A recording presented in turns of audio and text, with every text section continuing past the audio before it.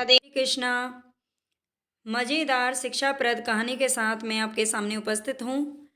हिंदू लड़की जब धोखे से मुस्लिम के साथ शादी कर लेती है तो इस कहानी को ये आपको बहुत ही रोचक लगेगी, बहुत ही अच्छी लगेगी और इससे कहीं ना कहीं कुछ शिक्षा भी ज़रूर आपको मिलेगी। तो ये कहानी ज़रूर पढ़िएगा, पूरी पढ़ना और प्लीज़ चैनल को सब्सक्राइब, लाइक और शेयर ज़रूर कर देना।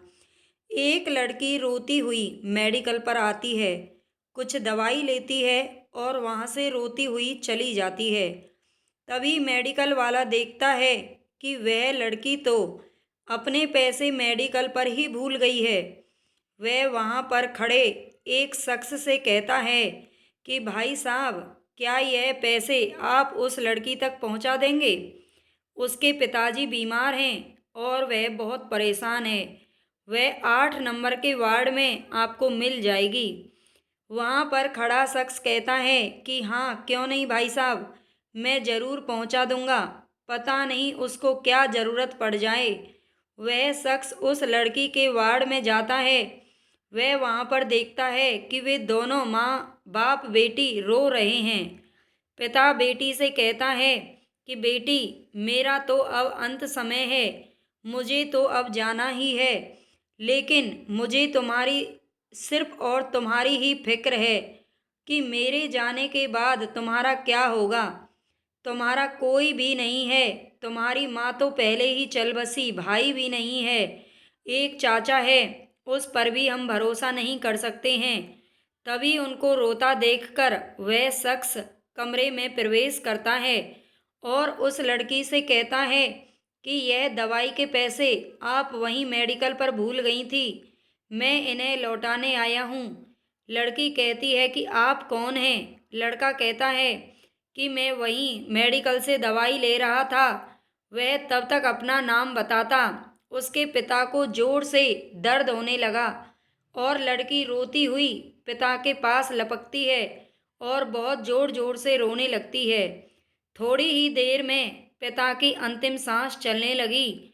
उसने आव देखा न ताब उस लड़के के हाथों में अपनी बेटी का हाथ थामकर उससे वचन ले लिया कि मेरे जाने के बाद मेरी बेटी का कोई नहीं है।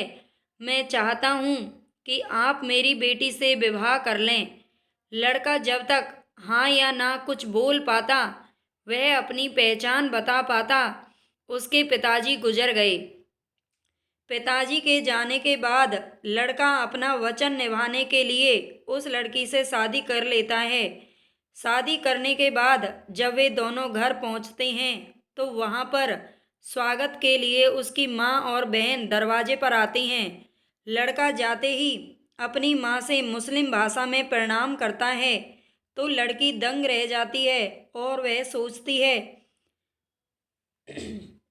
उसको अंदाजा हो जाता है कि यह परिवार तो मुस्लिम है। उसे लड़के पर बहुत गुस्सा आ रहा होता है कि उसने सच्चाई क्यों नहीं बताई। तभी लड़के की माँ लड़के से कहती है कि तुम तो बहुत सुंदर बहू लाए हो, मेरी बहू तो बहुत ही खूबसूरत है, इसका नाम क्या है?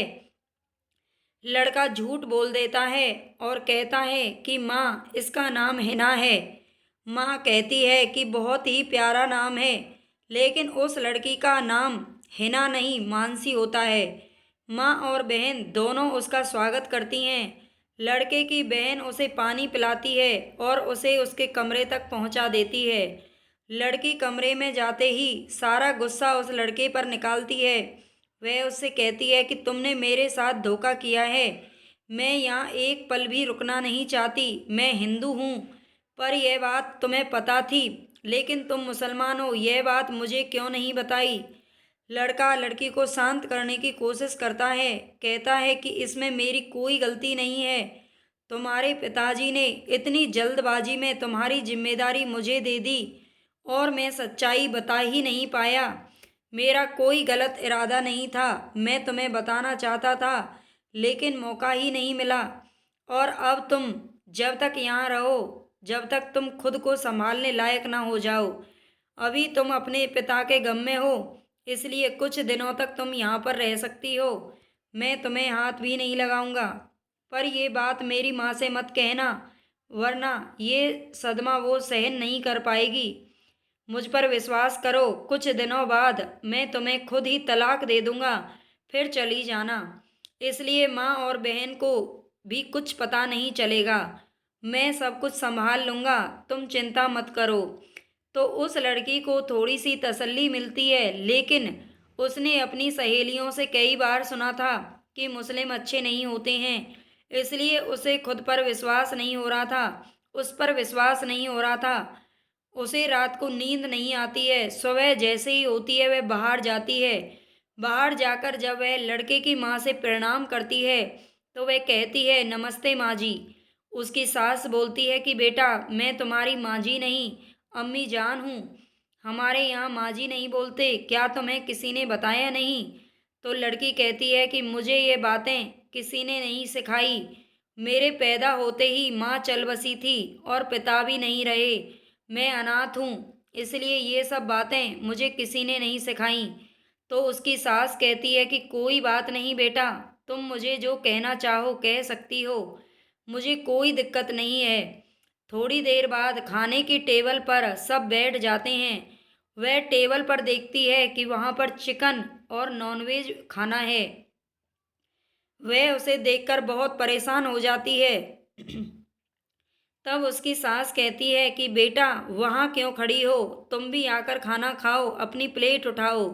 मानसी परेशान होती है। वह सोचती है कि यह खाना मैं कैसे खा सकती हूँ। वह जैसे तैसे करके टेबल पर बैठ तो जाती है, लेकिन तभी उसका जो पति है वह अचानक से कहता है कि अम्मी जान, डॉक्टर ने इसे नॉनवेज खाने से मना किया है, इसलिए आप इसे साधारण खाना दे दो। तो उसकी अम्मी जान कहती है कि ठीक है बेटा, कोई बात नहीं है, जो तुम खाना चाहो वह बना लो और खा लो। तो ऐसे करके मानसी मन में सोचती है कि चलो कम से कम आज तो बच गई। इस प्रकार उसके दिन गुजरने लगते हैं। मुस्लिम लड़का उसका बहुत साथ देता है और उसे सहज होने में उसका सहारा बनता है। तभी एक दिन लड़की देखती है कि घर में कोई भी मूर्ति नहीं है। वह सोचती है कि मैं पूजा करना चाहूँ तो कैसे करूँ, यहाँ पर तो कोई मूर्ति ही नहीं है। तभी वह अपने पति से कहती है कि देखिए, मुझे भगवान की पूजा करनी है, लेकिन यहाँ तो कोई मूर्ति ही नहीं है। मुस्लिम लड़का कहता है कि हमारे यहाँ पर कोई मूर्ति नहीं होती, हमारे धर्म में मूर्ति नहीं, नमाज पढ़ी जाती है। लेकिन अगर तुम मूर्ति की पूजा करना चाहती हो तो मैं तुम्हें आज ही बाजार से भगवान की मूर्ति लाकर दे दूंगा, लेकिन तुम्हें उसे अलमारी में छिपा कर रखना पड़ेगा और उसकी पूजा कर लिया करना। लड़की मन ही मन सोचती है कि यह आदमी अच्छा है, इसने तो मेरी यह बात भी मान ली। वह खुश होती है और उसे वहाँ पर सहज महसूस होता है। तभी वह एक दिन बाजार जाते हैं। बाजार के बीच में मंदिर पड़ता है। लड़की कहती है कि मुझे मंदिर में दर्शन करने जाना है। तो लड़का कहता है चलो, मैं भी तुम्हारे साथ चलता हूँ। तो दोनों ही साथ में मंदिर जाते हैं। इस प्रकार लड़की को अच्छा लगता है कि अच्छा इंसान है, सभी मुस्लिम बुरे नहीं होते। फिर एक दिन उस लड़की की जेठानी जो बाहर रहती थी वह एक दिन घर आ जाती है, और घर पर आकर जब वह मानसी से मिलती है तो वह कुछ नोटिस करती है कि यह अल्लाह का नाम भी कभी नहीं लेती, नमाज भी नहीं पढ़ती, नॉन वेज भी नहीं खाती, अम्मी जान भी नहीं बोलती। जरूर कोई ना कोई मसला है। वह अपनी सास को भड़काने की कोशिश करती है कि अम्मी जान, कोई तो वजह है, यह ना हमारे जैसे रहती है। तो उसके सास उसे चुप करवा देती है कि ऐसा नहीं है, दरअसल उसे यह बात किसी ने बताई ही नहीं है, धीरे धीरे सब सीख जाएगी। एक दिन फिर वह बाजार जाते हैं और बाजार में उसके चाचा उस लड़की को देख लेते हैं, और चाचा उस लड़की का पीछा करते हुए उसके घर तक पहुंच जाते हैं और जोर जोर से दरवाजे पर चिल्लाने लगते हैं कि निकालो, कहाँ हो कलमुही, तुमने हमारे परिवार का नाम खराब कर दिया, तुमने हमारे धर्म को बदनाम कर दिया, तुम मुस्लिम के घर में रह रही हो, क्या रिश्ता है तुम्हारा उनके साथ। जैसे ही वह चिल्लाता है तो उसकी सास और ननद को पता चल जाता है कि यह हिंदू लड़की है।